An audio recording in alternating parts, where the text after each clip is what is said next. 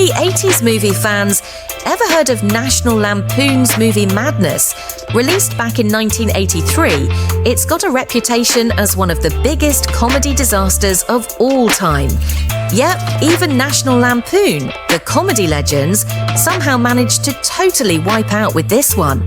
Here's the scoop. Movie Madness hit a few theatres on March 25th, 1983, and then basically vanished. There were actually two directors on the project, Bob Giraldi and Henry Jaglom, and a whole bunch of writers were thrown at the script. The cast? Pretty wild. Peter Riegert, Diane Lane, Candy Clark, a super young Barry Diamond, and even Tanya Tucker, yup, the country singer, to name just a few. It's an anthology movie, 3 totally separate segments, all supposed to be parodies.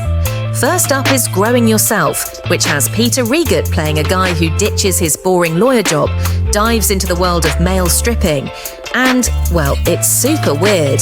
This one's got a ton of awkward improv and is apparently so rough that people actually walked out during preview screenings. Yikes. Next, Municipalians. This is their big spoof of cop movies. Robbie Benson's a rookie, Richard Widmark is his grumpy partner, and there's a completely bonkers scene where Benson accidentally grenades a bunch of nuns. No joke.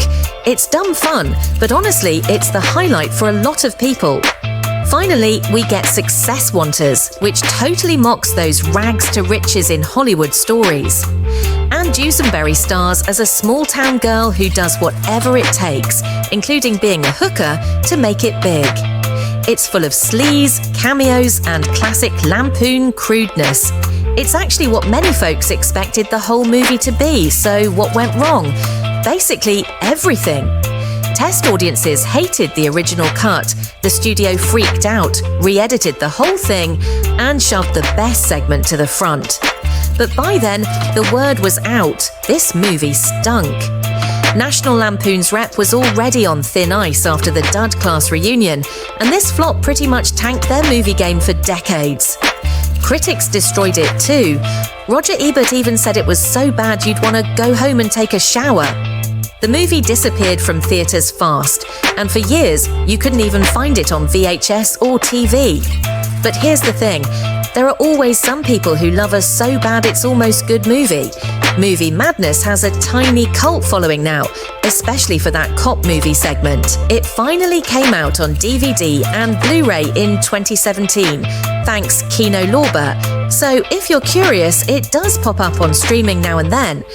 Bottom line, Movie Madness is not a The Room style, so bad it's awesome flick.